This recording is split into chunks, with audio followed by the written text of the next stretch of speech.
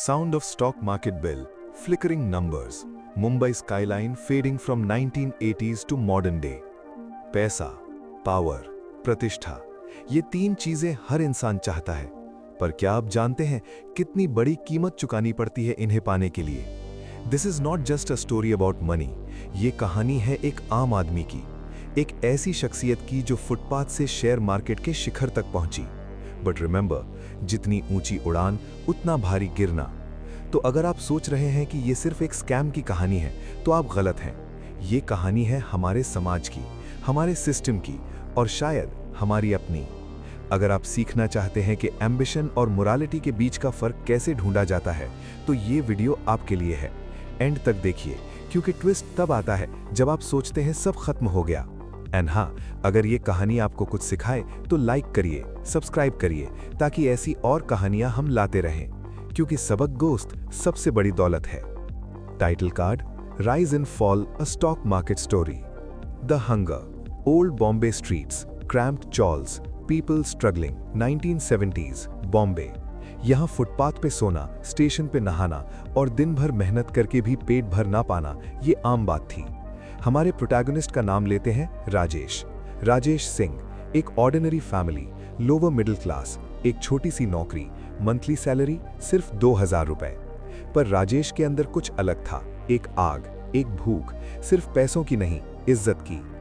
Interview clip: family member emotional. वो बचपन से कहता था, मैं बड़ा होके कुछ करूंगा, मैं ऐसा करूंगा कि लोग मुझे पहचानेंगे। पर हमने सोचा नहीं था ये पहचान इतनी भारी पड़े। राजेश ने देखा कि जिन्होंने पढ़ाई की, डिग्री ली, मेहनत की, वो भी स्ट्रगल कर रहे थे। पर जिनके पास पैसा था, जिनके पास कनेक्शंस थे, उनके लिए हर दरवाजा खुला था। तो उसने सोचा, अगर सिस्टम मेरिट को नहीं देखता तो मैं सिस्टम को ही खेल लूंगा। और वो खेल था share market. Stock exchange chaos, traders shouting, phones ringing. 1980s का बॉम्बे स्टॉक एक्सचेंज ये कोई ऑर्गेनाइज्ड मार्केट नहीं था, ये एक जंगल था जहां स्ट्रॉन्ग सर्वाइव करता था। यहां रूल्स थे, पर रूल्स फॉलो करने वाले कभी बड़े नहीं बनते थे। राजेश ने ये जल्दी समझ लिया। The rise, Rajesh transformation, better clothes, confidence, walking through BSE। शुरुआत छोटी थी, स्मॉल ट्रेड्स, स्मॉल प्रॉफिट्स। पर राजेश ने सिस्टम की एक कमजोरी देख ली। इंडियन बैंकिंग सिस्टम वीक था, रेगुलेशन नाम की चीज थी, और सबसे बड़ी बात, बैंक्स को पैसा बनाना था, कैसे भी। राजेश ने एक टेक्निक डिस्कवर की, brokers receipt, BR। Basically fake papers, fake guarantees, जिसको यूज करके वो बैंक से करोड़ों ले लेता था बिना किसी सिक्योरिटी के, और फिर वो पैसा शेयर मार्केट में पंप कर देता था। Farmer banker, face partially hidden. Banker, हम जानते थे कुछ गड़बड़ है, पर उसका वॉल्यूम इतना बड़ा था कि हमें लगता था ये बंदा जीनियस है, सिस्टम समझता है। हमने सोचा चलो रिस्क लेने दो, प्रॉफिट तो सबको हो रहा है ना। नैरेटर, और यहां सबसे बड़ी ट्रेजेडी शुरू होती है। राजेश सडनली हीरो बन गया। मीडिया उसे बिग बुल बुलाने लगी, न्यूज़पेपर्स में उसकी photo, TV interviews. Common people जो कभी शेयर मार्केट का नाम तक नहीं सुनते थे, वो भी पैसा लगा रहे थे, क्योंकि राजेश ने दिखाया कि एक आम आदमी भी अमीर बन सकता है। Common investor, elderly man. Investor, teary eyed. मैंने अपनी बेटी की शादी के लिए पैसे बचाए थे, 3 लाख रुपए। मैंने सब कुछ लगा दिया, क्योंकि राजेश सर ने कहा था ट्रस्ट मी, और हमने ट्रस्ट किया। मॉन्टाज और rising stock prices, celebrations, luxury. Rajesh अब अमीर था, bungalows, foreign cars, Swiss bank accounts. पर असली पावर रिस्पेक्ट थी, वही रिस्पेक्ट जो उसे बचपन से चाहिए थी। पॉलिटिशियंस उससे मिलने आते थे, बिजनेसमैन उसके आगे झुकने लगते थे, बैंक्स उसके फोन का वेट करते थे। पर यह सब बोरोड टाइम पे चल रहा था। ड्रामेटिक पॉज, क्योंकि जब आप सिस्टम को फूल करते हो, सिस्टम कभी नहीं भूलता। The cracks. Visual, dark clouds, newspaper headlines, worried faces. 1992 एक जर्नलिस्ट को शक हुआ, सुचेता दलाल। उसने इन्वेस्टिगेशन शुरू की, और जब उन्होंने डिग किया तो बाहर आया एक काला सच। राजेश सिंह फ्रॉड कर रहा था, करोड़ नहीं, थाउजेंड्स ऑफ करोड़ का फ्रॉड। वो पैसा था ही नहीं, वो सिर्फ पेपर्स थे, झूठ, धोखा। जर्नलिस्ट, जब हमने ये स्टोरी पब्लिश की तो पहले किसी ने विश्वास नहीं किया। लोग कहते स्टॉक मार्केट क्रैश हो गया, एक दिन में बिलियंस का लॉस। जो लोग राजेश को भगवान मानते थे, वो अब उसका खून मांगने लगे। बैंक्स जिन्हें राजेश ने करोड़ों दिलाए थे, अब अपनी गलतियां छुपाने के लिए उसे विलन बना रहे थे। गवर्नमेंट जो साल तक सोती रही, अब एक्शन ले रही थी, और राजेश वो अकेला था। ये मोमेंट बहुत इंपॉर्टेंट है, क्योंकि यहाँ सवाल ये नहीं कि राजेश ने गलत किया या सही, सवाल ये है कि सिस्टम ने उसे क्यों करने दिया। बैंक्स ने रूल्स क्यों नहीं फॉलो किए, रेगुलेटर्स सो कहाँ रहे थे, और मीडिया जो राजेश को हीरो बना रही थी, उसने रिसर्च क्यों नहीं की। फैमिली मेंबर, उसने एक दिन मुझसे कहा, मुझे लगा था मैं सिस्टम बदल रहा हूं, पर सच ये है मैं खुद सिस्टम बन गया था। और जब सिस्टम टूटता है तो सबसे पहले उसी की कब्र खोदी जाती है जिसने उसे बनाया। The fall.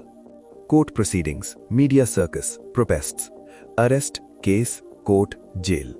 Rajesh Singh India का सबसे बड़ा स्कैमस्टर। पर ये एंडिंग नहीं है, ये असली ट्रेजेडी का स्टार्ट है। Common investor continues. इन्वेस्टर, मेरी बेटी की शादी नहीं हो पाई, उसकी उम्र निकल गई, मेरे पास माफी मांगने के अलावा कुछ नहीं बचा। राजेश को जेल हुई, पर हमें लाइफ टाइम की सजा मिल गई।